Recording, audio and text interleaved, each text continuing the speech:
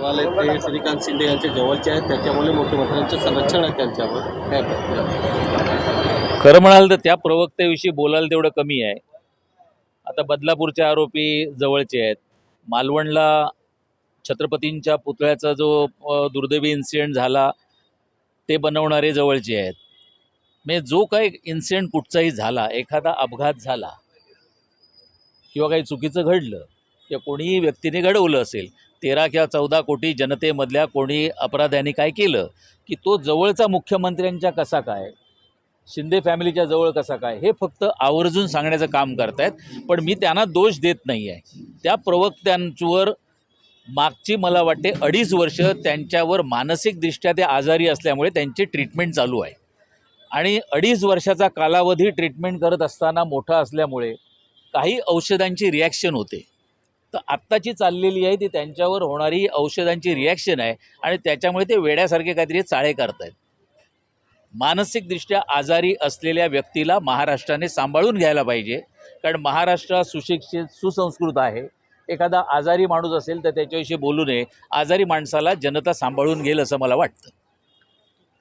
Sir, Sanjay Gaekwad जी ने जिस तरह से जो बयान दिया था उसके बारे में क्या कहना चाहेंगे? क्या आप उसे समर्थन करते हैं? संजय गायकवाडच्या बयानानंतर काँग्रेसने आंदोलन सुरू केले.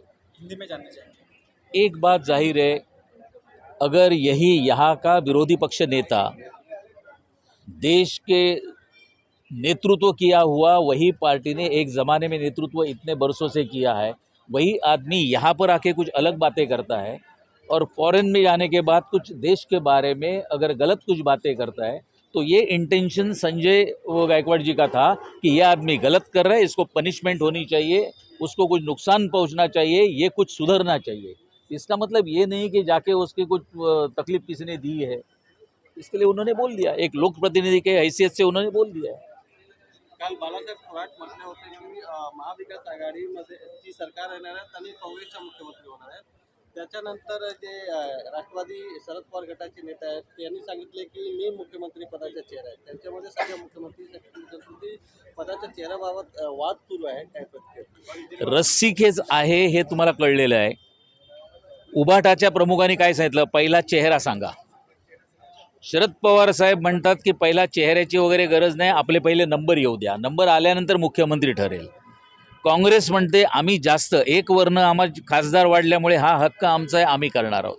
यावरनं तुम्हाला कळून येत असेल महाराष्ट्राचे प्रश्न नाही सुटले तरी चालतील, जनतेला काय फायदा नाही झाला तरी चालेल, शेतकऱ्यांना फायदा नाही झाला तरी चालेल, महिलांना फायदा नाही झाला तरी चालेल, पण मी कसा मुख्यमंत्री होईन ही एकच स्पर्धा चालू आहे. आणि हे जनतेने, महाराष्ट्रातल्या जनतेने ओळखलेलं आहे.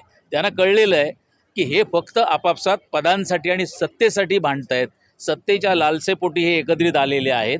हे कडबोळं लवकर तुटलेलं दिसेल तुम्हाला. आजची जी बैठक आहे मागाठाणे आणि malaad विधानसभाची बैठक आहे. त्या malaad विधानसभामध्ये शिवसेना जरा मानणार आहे. नक्कीच आहे. ज्या ज्या ठिकाणी आज दोन्ही प्रत्येक ठिकाणी मुंबईच्या सगळ्या विधानसभांच्या बाबत कार्यकर्त्यांची मतं जाणून घेण्यासाठी, त्यांच्याबरोबर चर्चा करण्यासाठी, त्या विभागातले असलेले प्रश्न सोडवण्यासाठी आणि त्या विभागातले पदाधिकाऱ्यांचं म्हणणं काय हे जाणून घेण्यासाठी आमचे खासदार डॉक्टर श्रीकांत शिंदे आज येणार आहेत आणि ते त्या प्रत्येक पदाधिकाऱ्या, विधानसभेच्या प्रत्येक आमच्या पदाधिकाऱ्याशी चर्चा करणार आहेत. जितेंद्र आव्हाड काल एक मुद्दा स्टेटमेंट केलेलं आहे. सरकारला दंगली घडवायच्या आहेत, येणाऱ्या काळात दंगल घडणार आहे आणि सरकार पुरस्कृत दंगल असणार. लोकसभेच्या निवडणुकीच्या पूर्वी हीच वाक्य त्यांची आम्ही ऐकलेली आहेत. लोकसभेच्या वेळी पण दंगल होऊ शकली नाही. आत्ता गणपती विसर्जनाच्या वेळी काही ठिकाणी हा प्रयत्न करण्यात आला, तेव्हाही दंगली होऊ शकल्या नाहीत.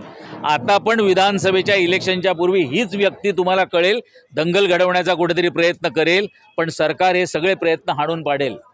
सत्ता मिळवण्यासाठी आणि सत्तेमध्ये येऊन बसण्यासाठी लोकांची डोकी फोडण्याचा प्रयत्न हे जरूर करतील, पण सरकार हे व्हायला देणार नाही.